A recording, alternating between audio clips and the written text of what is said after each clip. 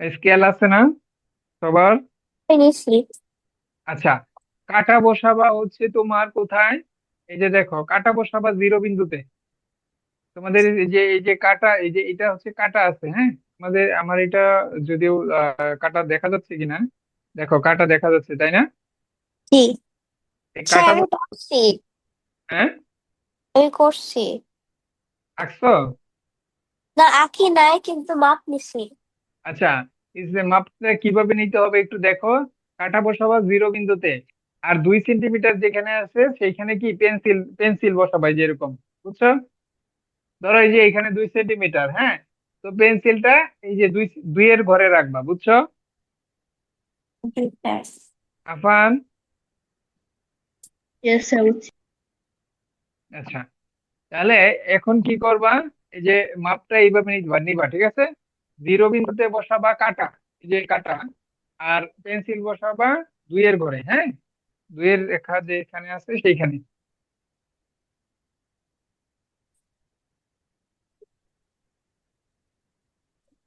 এবার আমরা একটা বিন্দু নিব প্রথমে। আর সাদা কাগজে তোমরা যেখানে আঁকবা সেখানে একটা বিন্দু নিবা, ধরো বিন্দুটার নাম হচ্ছে ক। বিন্দুটার একটা নাম দিতে হবে, ঠিক আছে। বিন্দুটার একটা নাম দিবা ক। এখন ওইখানে কাটা বসাবা। এই ক বিন্দুতে যে মাপটা নিছো, এই যে মাপটা, এই যে এখানে যে দৈর্ঘ্যটা আছে না, এই মাপটা যেন না নড়ে, হ্যাঁ। নড়লেই কিন্তু ব্যাসার্ধ ঠিক থাকবে না। তো কাটা বসাবা ক বিন্দুতে, বুঝছো? জি স্যার। কাটা ক বিন্দুতে বসাবা। এবার পেন্সিলটা চারদিকে ঘোরাবা, হ্যাঁ। পেন্সিলটা চারদিকে ঘোরাবা, কাটা যেন না নড়ে। কাটা এক জায়গায় থাকবে। এখন শুধু কম্পাসটা, এই পেন্সিলটা চারদিকে ঘোরাবা। ঘোরাইছো? জি স্যার। আচ্ছা, সম্পূর্ণটা ঘুরায় নয়, একদম আবদ্ধ করে ফেলো, ঠিক আছে। এখন সরায় নো। তাহলে বৃত্ত কি সবার আঁকা হয়েছে? জি স্যার।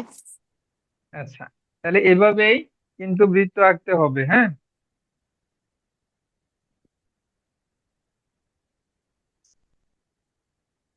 তাহলে এবার কিন্তু বর্ণনা লিখতে হবে, হ্যাঁ। বর্ণনা লিখতে হবে। সবার বৃত্ত আঁকা শেষ বাকি জি। সবার? ইয়েস। তাহলে বর্ণনা কিভাবে দিবা? হুম,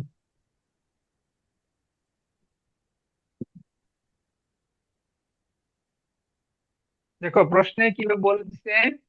প্রশ্নে বলছে, একটু মুছে দিই। প্রশ্নে যা বলছে সেটাই লিখে নিবা, তারপর বর্ণনা শুরু করবো, হ্যাঁ?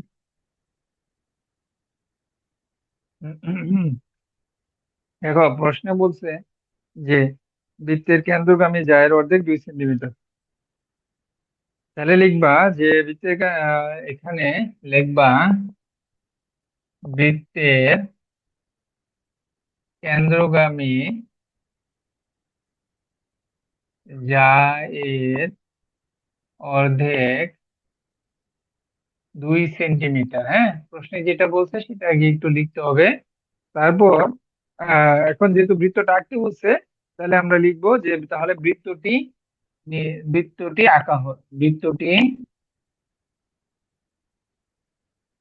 আঁকা হলো, হ্যাঁ। বৃত্তটি আঁকা হলো। এখন বর্ণনা লিখবা, অঙ্কনের বিবরণ, অঙ্কনের বিবরণ। হুম? আচ্ছা, অঙ্কনের বিবরণ কি হবে? দেখো, আমি বলি তোমরা একটু লিখে নাও, হ্যাঁ। এখানে যেভাবে যেভাবে আঁকছি শুধু সেইভাবে লিখে নিবা। কম্পাসের কাঁটা স্কেলের জিরো স্থানে রাখি। কম্পাসের যে কাঁটাটা আছে সেটা স্কেলের জিরো স্থানে রাখবা। এটা লিখো আগে, হ্যাঁ। কম্পাসের কাঁটা স্কেলের জিরো স্থানে রাখি। লিখছ?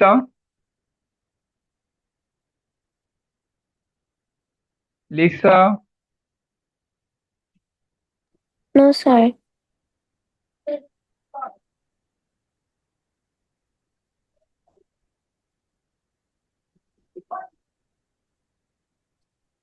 কম্পাসের কাঁটা স্কেলের জিরো স্থানে রাখি লিখছি। এবং খেয়াল রাখি যেন কাঁটাটি সরে না যায়, কাঁটাটি জিরো স্থান থেকে সরে না যায়।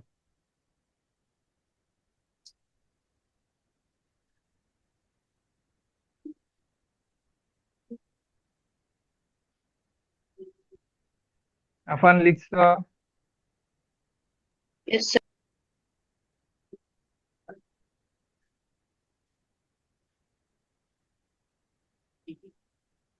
স্যার কাটাটির পর কি লিখবো? খেয়াল রাখি কাঁটা যেন সরে না যায়, জিরো স্থান থেকে সরে না যায়।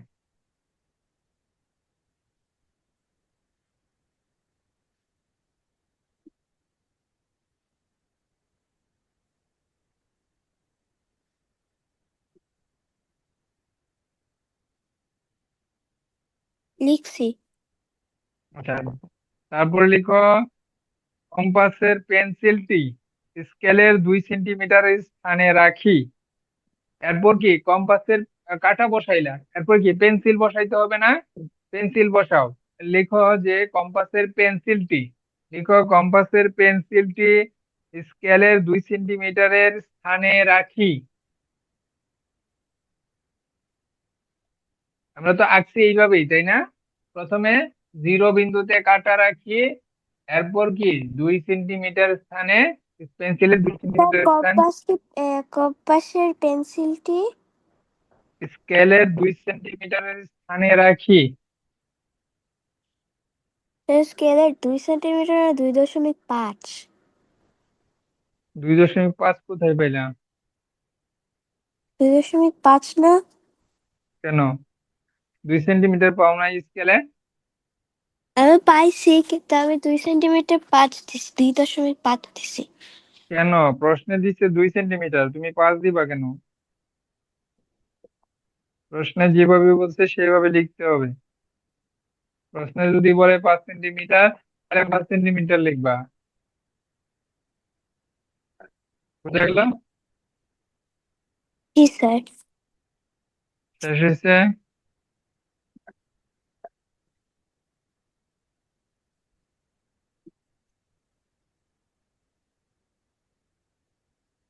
শেষ হয়েছে?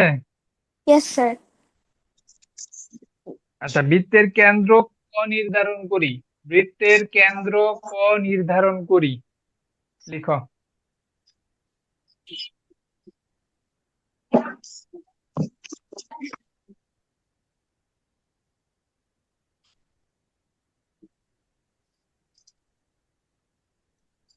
বৃত্তের কেন্দ্র ক নির্ধারণ করি লেখা হয়েছে।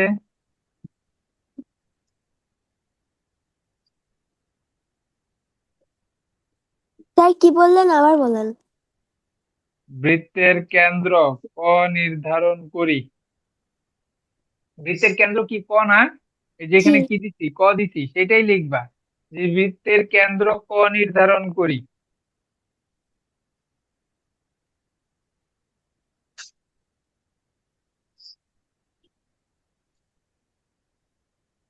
আরো দ্রুত লিখতে হবে। স্যার আমি হচ্ছে ইরেজার নিতে গেছিলাম।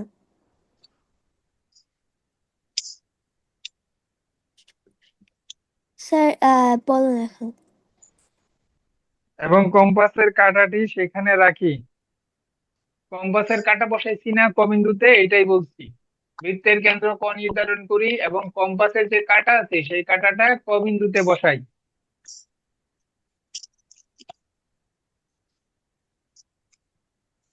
কম্পাসের কাঁটা ক বিন্দুতে বসাই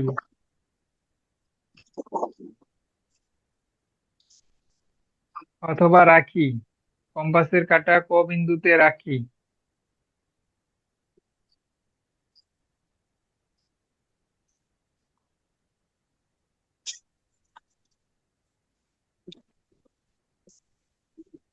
স্যার এটা কি স্যার লিখছেন? কোথায়? কোথায়? স্যার লিখছি। এবার কেন্দ্রর চারপাশে, কেন্দ্রের চারপাশে, এটা কেন্দ্র না, কেন্দ্রের চারপাশে পেন্সিলটি ঘুরিয়ে আনি। কেন্দ্রর চারপাশ দিয়ে পেন্সিলটি ঘুরিয়ে আনি। স্যার, হ্যাঁ, বলো। কি বলছেন আপনি? বৃত্তের অঙ্কনের বিবরণ বলতেছি। ও, অঙ্কন আরেকবার বলবেন প্লিজ। দেখে নিও, ভিডিও রেকর্ড থাকবে, হ্যাঁ দেখে নিও। আচ্ছা। এখন আর সময় খুব কম তো। রেকর্ড ক্লাস কোথায় ছাড়েন স্যার? লিংক দিয়ে দিব। আচ্ছা।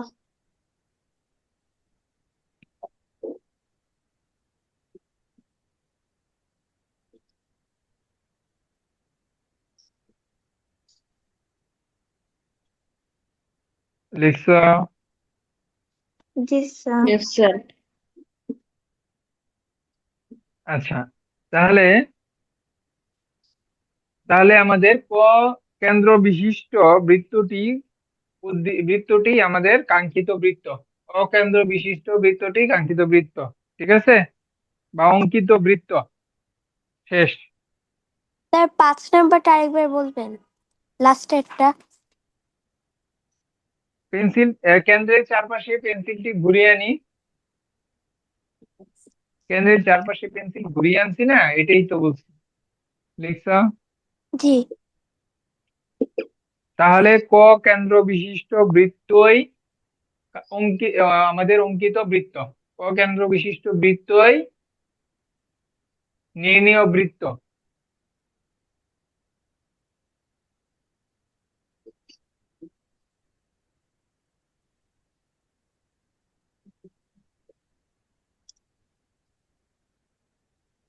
তাহলে বৃত্ত লেখা শেষ হচ্ছে। জি স্যার। Yes, ঠিক sir. আছে।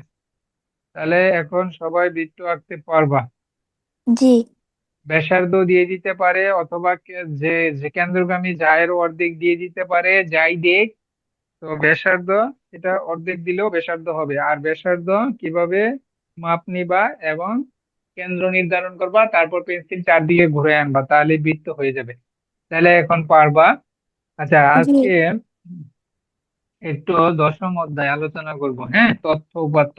এগুলা হোমওয়ার্ক করবা, এই বৃত্ত এবং বৈশিষ্ট্যগুলা, এবং বাকি যে প্রশ্নগুলা আছে বৃত্তে সেগুলা করে ফেলবা। আচ্ছা দেখো, উম, দশম অধ্যায় তথ্য উপাত্ত স্যার, আপনি বিন্যস্তকরণ। কি বাড়তি করাচ্ছেন? বুঝি নাই। আপনি কি বাড়তি করাচ্ছেন? কি বাড়তি? মানে, বই তো আমাদের রিভিশন দিয়ে শেষ, আপনি কি আরো বাড়তি করাচ্ছেন? না, এটা দশম বৃত্ত আছে অনেকের, হ্যাঁ। এই জন্য জ্যামিতি তো আছেই। জ্যামিতির অংশই তো বৃত্ত, তো জ্যামিতিতে আছে। এটা তো জি তোমাদের বই স্যার। আছে, নবম অধ্যায়। জি। মানে বাড়তি বলতে উপাত্ত বিন্যস্তকরণ, হ্যাঁ, এই উপাত্ত বিন্যস্তকরণ। আচ্ছা, এখানে তোমরা একটু শিখে রাখো, সমস্যা নাই তো। আর প্রয়োজনে তোমরা জ্যামিতিটাই আঁকো, বৃত্তটাই আরো কয়েকবার আঁকো এবং বর্ণনাটা লিখো। বুঝছো? তোমাদের যাদের দশম অধ্যায় উপাত্ত বিন্যস্তকরণ নাই, হ্যাঁ, বা সে এখন শিখতে চাচ্ছ না, তোমরা এখন কি করো? হুম, রাইসা, তোমার এইটা দশম অধ্যায় নাই বোধহয়, না? রাইসা দশম অধ্যায় নাই। আচ্ছা, সমস্যা নাই। তোমরা দুইজন বৃত্তের এই বিবরণটা লিখে প্র্যাকটিস করো। বুঝছো, রাইসা এবং সাফা? জি স্যার। হ্যাঁ, লিখে প্র্যাকটিস করো। বৃত্ত আঁকো এবং লিখে প্র্যাকটিস করো। রাইসা, বুঝছো? জি স্যার।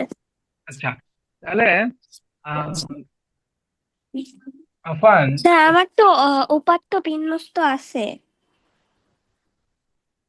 আচ্ছা সিলেবাসটা তুমি ভালো করে দেখে নিও, আর যদি থাকে তাহলে দেখো। আমার আফান, শুধু দেখা আছে উপাত্ত বিন্যস্তকরণ। আচ্ছা তাহলে আছে, দেখো তাইলে। অধ্যায় দশম অধ্যায় আফান বের করছো? Yes, sir. আচ্ছা, এখানে দেখো প্রথমে একটা গল্প আছে, যে পঞ্চম শ্রেণী, তোমাদের বই পৃষ্ঠা বের করে 171 পৃষ্ঠা বের করো। পঞ্চম শ্রেণীর এই গল্পটা বলো, দেখো গল্পটা পড়ো। এখন পড়ো দেখি।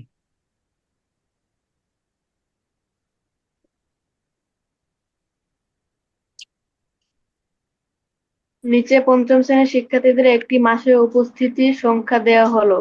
এই উপাত্তগুলোকে কিভাবে সাজানো বা বিন্যস্ত করা যায়? তোমরা উপাত্ত বিন্যস্তকরণ, হ্যাঁ, উপাত্ত বিন্যস্তকরণ, দেখো এই যে এখানে বিভিন্ন উপাত্ত দেওয়া থাকবে, আসলে বিন্যস্তকরণ মানে কি, বিভিন্ন হ্যাঁ।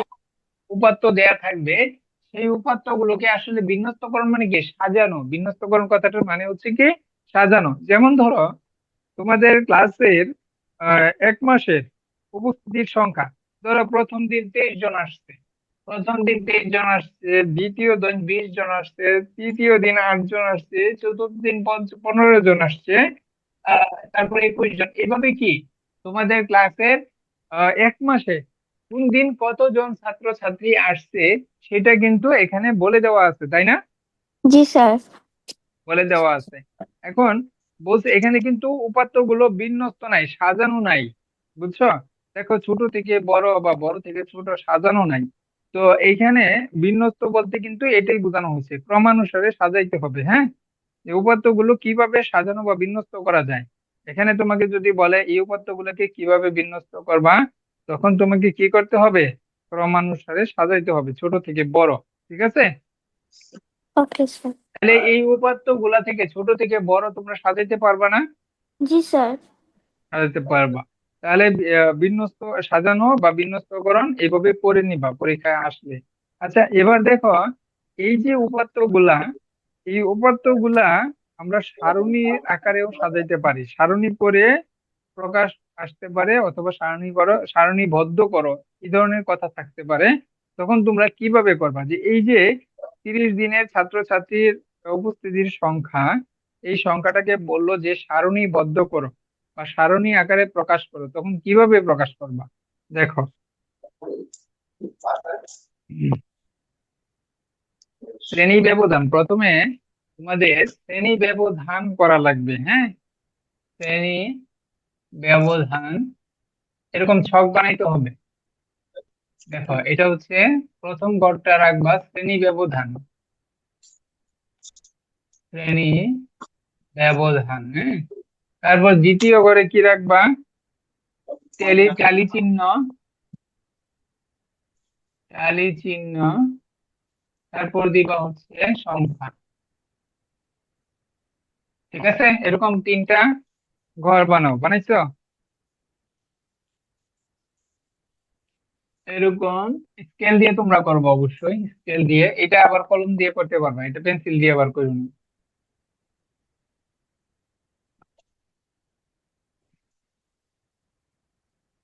করছো সবাই? Yes, আচ্ছা, এখন ছোট থেকে বড় ক্রমানুসারে যে সাজানো হয়েছে, হ্যাঁ, এখানে যে ছোট থেকে বড় ক্রমানুসারে সাজানো হয়েছে, এভাবে সারণী করতে গেলেও কিন্তু ছোট থেকে বড় আগে সাজায় নিতে হবে। দেখো ছোট থেকে বড়, হ্যাঁ, ছোট থেকে বড় সাজানো হয়েছে যে, দেখো প্রথমে কি আসছে, সবার ছোট কে 4, তাই না? উপস্থিতি ওই যে ওইখানে উপাত্ত গুলো দেওয়া আছে, এই যে উপাত্ত গুলো দেওয়া আছে, এগুলোর মধ্যে সবার ছোট কে 4, তারপর বড় কে 8, তারপর আবার 8 আছে, হ্যাঁ, তারপর 10 আছে, তারপর 10 আছে, এইভাবে কি একদম বড় পর্যন্ত যাবা, ছোট থেকে বড় মানে কি একদম শেষ পর্যন্ত যাবা, বুঝছো? বোঝা গেল? ছোট থেকে বড় এইভাবে সাজাইতে হবে, এটা কি বুঝছো?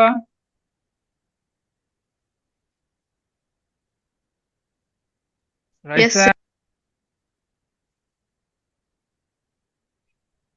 রাইসা বুঝা গেছে? আচ্ছা, দেখো শ্রেণী ব্যবধান, শ্রেণী ব্যবধান, তাহলে দেখো এক থেকে 1 থেকে 5-এর মধ্যে, 1 থেকে 5 5-এর মধ্যে আছে কোন কোন উপস্থিতির সংখ্যা? দেখো 1 থেকে 5-এর মধ্যে কয়টা আছে, দেখো একটা সংখ্যাই আছে না? 1 থেকে 5-এর মধ্যে একটা সংখ্যাই আছে না, 4। আফান চুপ কেন? আফান, রাইসা, তোমরা ইয়ে, তোমরা মিউট কেন? হ্যাঁ, আফান কথা শোনা যাচ্ছে? Yes sir. মিউট কেন? আমি যে কথা জিজ্ঞেস করতেছি যে 1 থেকে 5-এর মধ্যে কয়টা সংখ্যা আছে? 4টা সংখ্যা। 1 থেকে 5-এর মধ্যে 4টা আছে। আচ্ছা তুমি লেখো, আগে ছোট থেকে বড় সাজাও। এখানে যে উপাত্তগুলো দেওয়া আছে, হ্যাঁ, এগুলা কি কি বলে? এই যে তোমার হচ্ছে উপস্থিতির সংখ্যা। এই যে উপস্থিতির উপস্থিতির সংখ্যা দেওয়া আছে। তারপর মিউট করো। দেখো উপস্থিতির সংখ্যা এখানে দেওয়া আছে না আফান? Yes sir. এই উপস্থিতির সংখ্যাগুলোকে ছোট থেকে বড় সাজাও, ছোট থেকে বড় সাজাও দ্রুত।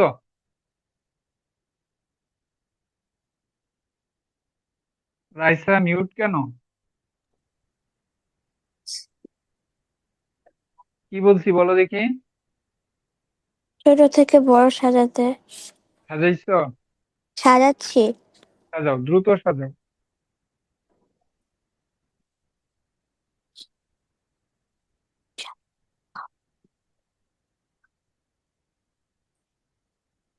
স্যার কোথায় সাজাবো? খাতায় সাজাবা? মানে কোন সাইডে? নিচে সাজাবা। Okay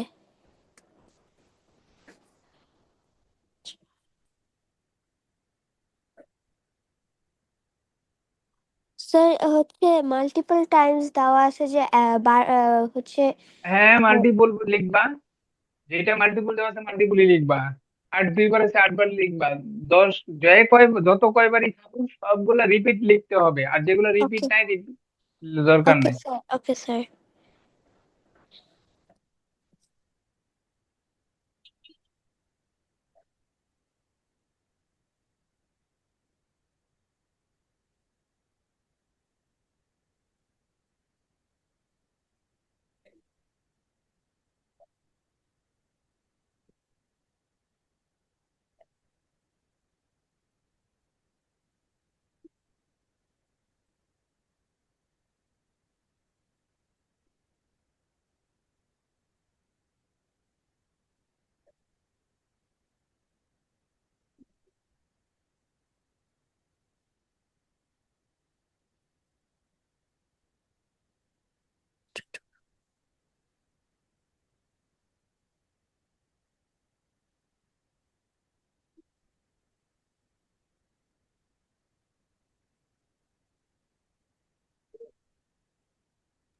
sir সাজাইছি। হ্যাঁ,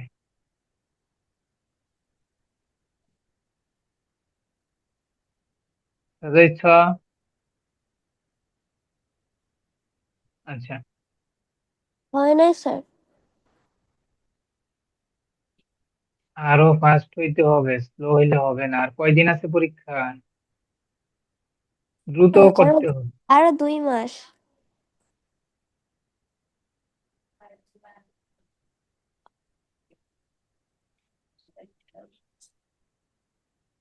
আচ্ছা,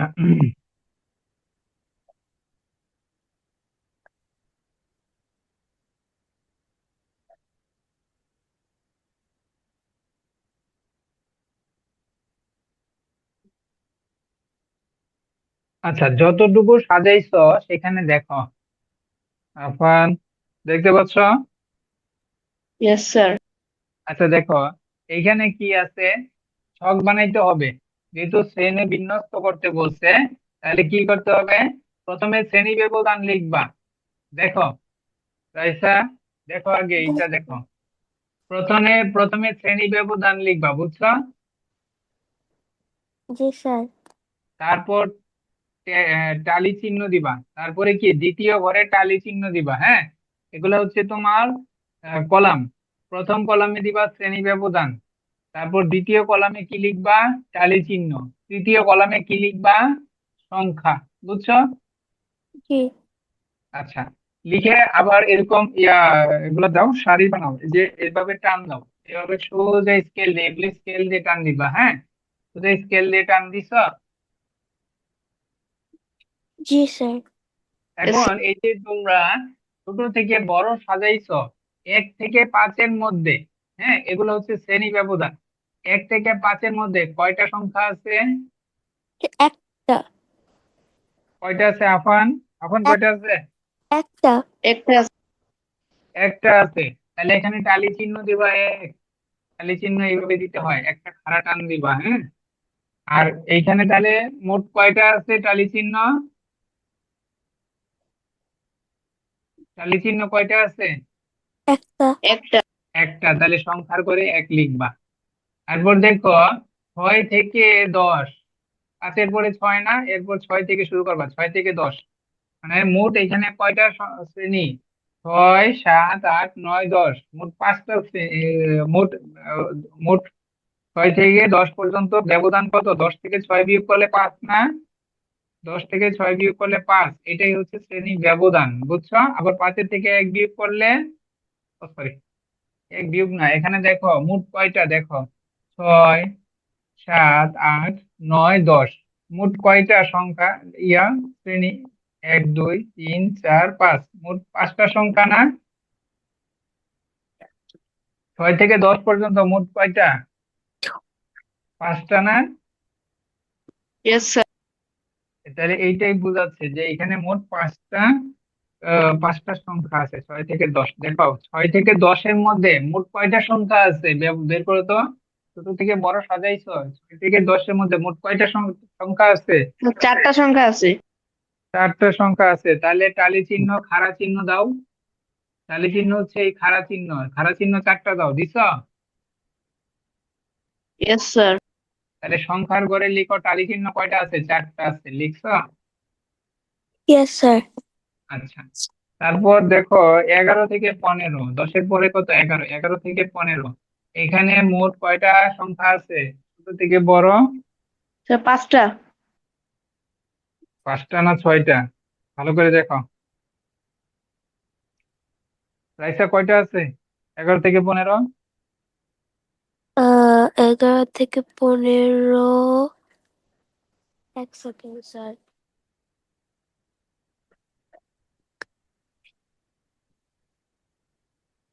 এক একটা 11 থেকে 15 একটা আছে?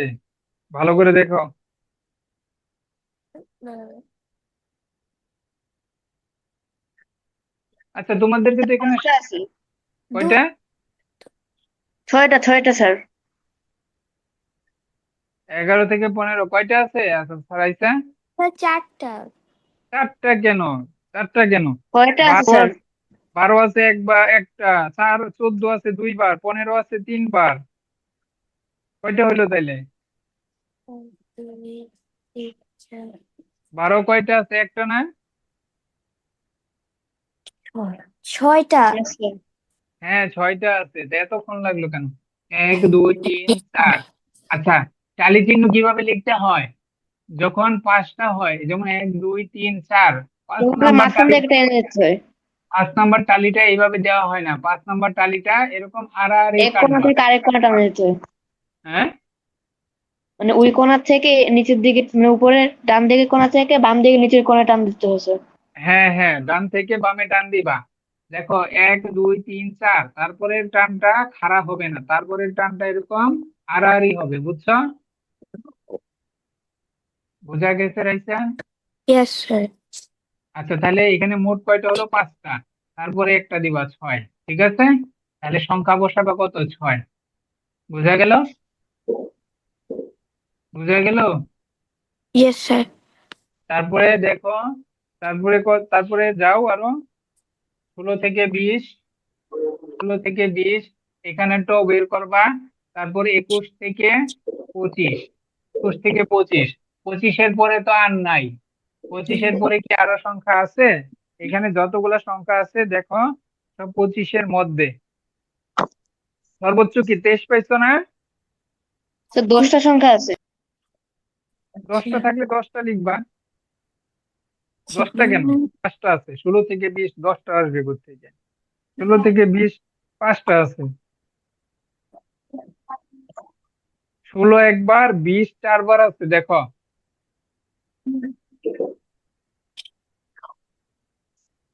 তোমরা ছোট থেকে বড় সাজাও, আগে ভালো করে সাজানো হয় নাই। রাইসা পাইছো? Yes sir. হ্যাঁ, ইয়েস স্যার। কয়টা হইছে, কয়টা আসছে? 16 থেকে 20 কয়টা আসছে? 5টা। 16 থেকে 20 5টা আসছে, হ্যাঁ। তাহলে 5টা দাগাও, 1 2 3 4। 5 নাম্বারটা আড়াআড়ি দাও, এখানে লিখো 5। লিখছো? না, লিখছো? স্যার তো দশমিকের ভগ্নাংশ করাচ্ছে। শিখছি তো। স্যার আমাকে না জিজ্ঞাসা করলে আমি কি বলবো? আচ্ছা সাফা মিউট। কেউ বলছেও না। আচ্ছা 21 থেকে 25 কয়টা আছে? আহ 21 থেকে 25 কয়টা সংখ্যা আছে? 4টা। 4টা কেন, 5টা আছে। স্যার 5টা। 21 2 বার, 23 3 বার আছে। পাইছো? Yes sir. 5টা। তাহলে এইটাই হচ্ছে তোমার সারণী তৈরি করার নিয়ম। এইভাবে তোমরা এগুলা করবা। এইটা আরো 2 3 বার করবা, 3 বার করবা, হ্যাঁ। করে আমাকে হোয়াটসঅ্যাপে দিবা, ঠিক আছে? স্যার সংখ্যাগুলো আবার মোট করতে হবে না? হ্যাঁ, মোট লিখবা, শেষে নিচে লিখবা মোট। নিচে লিখবা মোট কত, মোট সংখ্যাগুলা যোগ করে দিবা, এই যে শেষে আরেকটা লাইন টান দিবা। লাইন টান দিবা, এখানে লিখবা মোট। মোট এখানে এগুলো যোগ করবা, সংখ্যাগুলো যোগ করলে কত আসবে স্যার এগুলো। 21টা। হ্যাঁ, ঠিক আছে। জি স্যার। তাহলে এই যে প্রথমে ছোট থেকে বড় এবং হচ্ছে তোমার এই সারণী বানাবা। এগুলা বানাবা হচ্ছে 3 বার, এই অঙ্কটা 3 বার করবা এবং আমাকে দিবা, ঠিক আছে? তাহলে এগুলাই হোমওয়ার্ক থাকবে। Yes sir. আর কিছু থাকবে না? হ্যাঁ, আরো যে সম্পদ জ্যামিতি, জ্যামিতিও করবা, করে পাঠাবা। বৃত্ত বর্ণনা সহ আচ্ছা এইচডব্লিউ লিখছো সবাই? জি sir. Afan, yes sir. HW লিখো। জ্যামিতি হচ্ছে তোমার বৃত্ত যে ব্যাসার্ধ এবং ব্যাস সংজ্ঞা, এগুলো সংজ্ঞা এবং চিত্র এবং বর্ণনা। লিখছো? বৃত্তের সংজ্ঞাগুলো, তারপর আহ, সংজ্ঞাগুলো, তারপর হচ্ছে তোমার চিত্র, আর হচ্ছে বর্ণনা। লেখা হয়েছে। বৃত্তের সংজ্ঞাগুলো, তারপর 7 নাম্বার, ওই যে তোমার বৃত্তের চিত্র, এটা কত নম্বর ছিল? এই যে আমি যে সৃজনশীল দিয়েছিলাম,